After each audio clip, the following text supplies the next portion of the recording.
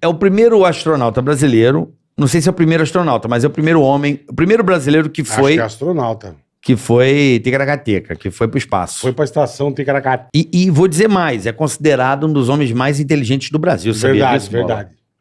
Tem toda a razão. Eu não sei nem quanto é o QI Eu não dele. sei como é que nós vamos conseguir conversar com É ele. verdade, ele é Aqui um... nós somos duas bestas. Marcos Pontes, nosso querido astronauta Marcos Pontes. Que beleza, que honra, Marcos. Aí eu fui mandado para fazer mestrado e doutorado nos Estados Unidos, em 96, para engenharia de sistemas, né? Mais voltado com guerra eletrônica, sistemas de proteção com infravermelho e Tá. etc. E aí eu estava fazendo doutorado lá, quando o Brasil entrou no programa da Estação Espacial Internacional, a NASA abriu vaga para um brasileiro, e a NASA abre concurso a cada 2 anos, é um concurso público, e eu sempre tinha olhado, eu já tinha apontado Já meu tava currículo para ser esperto, né? astronauta, meu currículo estava ok. Aí eu fiz a prova lá da NASA, a seleção, e fui selecionado. Como é que eles fazem? Eles analisam o seu currículo primeiro, né? Tem milhares de currículos, então eles analisam os currículos, é o primeiro filtro, primeiro peneira. Aí dali eles selecionam um grupo pequeno, esse grupo faz exame médico, físico, psicológico, aí ele corta mais um tanto, e depois faz entrevistas, e lá você tem mais ou menos como se fosse uma banca de mestrado.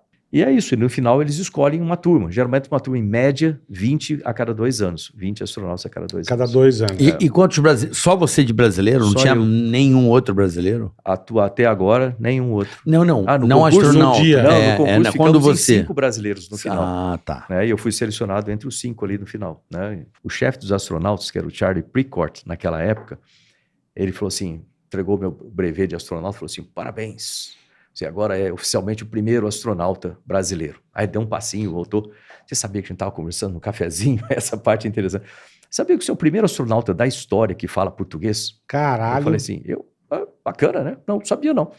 Ótimo. E você sabia também que você é o primeiro astronauta profissional que representa um país do hemisfério sul da Terra? Que Falei, louco, velho. Eu não, tem o Andy, que é da Austrália, tem o Frank Caldeiro, que é da Argentina, né? Tem o Carlos Noriega, que é do Peru. Ele falou, não, esse pessoal nasceu nesses países, vieram para os Estados Unidos, se tornaram cidadãos americanos, entendi. foram contratados pela NASA como americanos, obedecem só aos Estados Unidos da América e só voa com a bandeira americana. Você é o único que obedece voa o Brasil e voa com a bandeira do Brasil. Que legal. Né?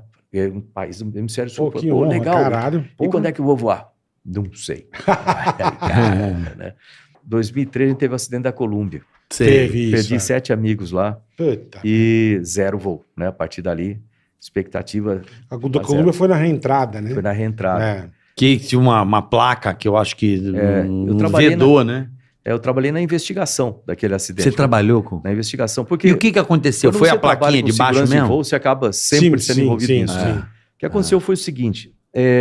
Você lembra que o ônibus espacial ele tem o tancão, aquele tanque laranja aqui no meio. Aí ele tem 2 foguetes de propelente Branquinho. sólido aqui do lado, né? E aqui o veículo colado no tanque. Perfeito. Né? Aquele tanque, ele tem hidrogênio líquido e oxigênio líquido, Tá. que alimentam os 3 motores do ônibus espacial. Uhum. E como é oxigênio e hidrogênio e oxigênio líquido, ele fica criogênio, né? Fica muito gelado para manter ele em estado líquido. Então, Por isso, a quando proteção... decosta, cai até com as cascas de gelo. Sai né? gelo. É. E a proteção aqui tem uma proteção térmica que é depositada com pistola. É um tipo de uma espuma que é uma proteção térmica para não contaminar, vamos dizer assim, com temperatura muito baixa o restante dos elementos. Né? Perfeito.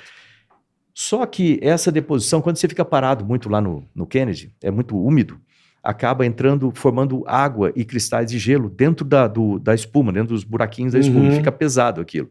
Aí você começa a decolagem, ele começa a subir, aí você passa no transônico rapidamente, E deve perto tremer um do pouquinho, estado né? do som. E aí, durante a decolagem, as ondas de choque passando aqui, elas soltaram partes dessa proteção térmica, e uma dessas partes bateu na asa esquerda, na seção 9 do bordo de ataque da asa esquerda.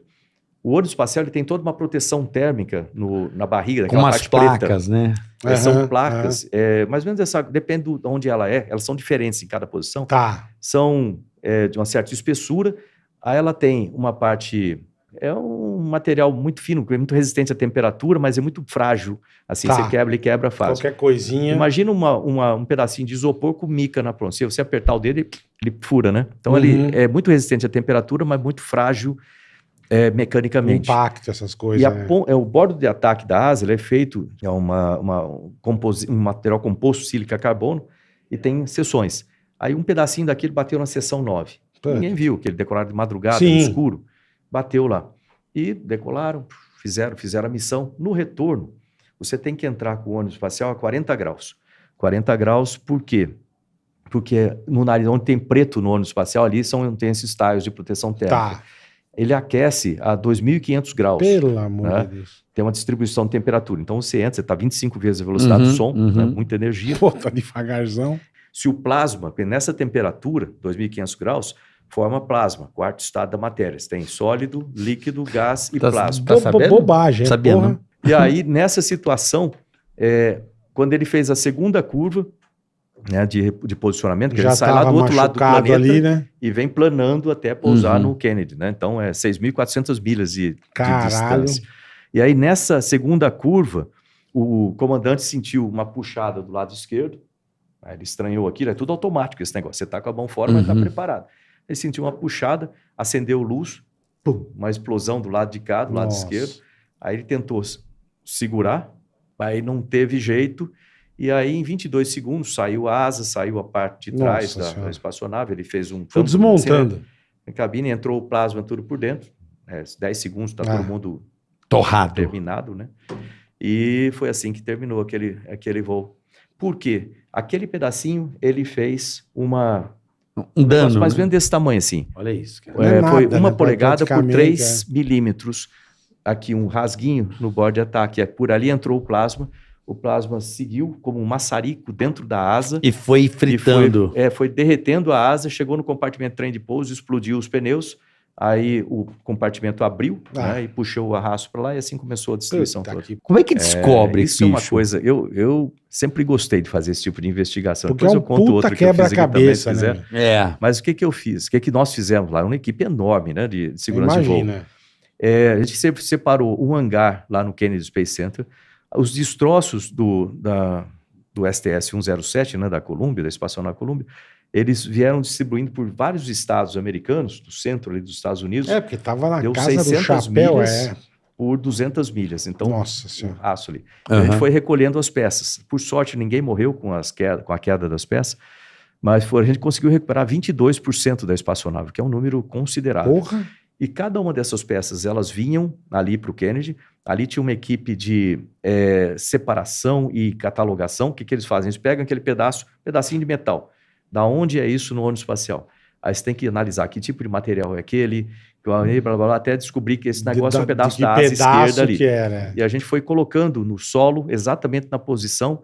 E na posição do bordo de ataque, a gente montou um sistema com plexiglass, né, que dava exatamente o contorno e foi colando as partezinhas do bordo de ataque. Olha que louco, velho. E aí, a gente... Olha, que pariu. Quem bolou isso é um gênio, né? Que pariu, né? Aí a gente descobriu que no bordo de ataque, né, a gente colocou ali, veio uma parte danificada, com esse tipo de dano, que era meio diferente para ser um dano causado pelo impacto ou pela explosão lá. E na sequência dele, todas as peças que estavam aqui para trás, tinha como se fosse você passava uma régua, um risco assim, com tudo derretido. Ou seja, o plasma entrou por lá e foi derretendo a estrutura da asa aqui até chegar no compartimento do trem de pouso. Foi assim que a gente descobriu. O que acontece? Na função de investigador, né, trabalhando com a parte de segurança de voo, o nosso objetivo não é achar culpado, o nosso objetivo não é achar nem a causa do acidente. Olha só.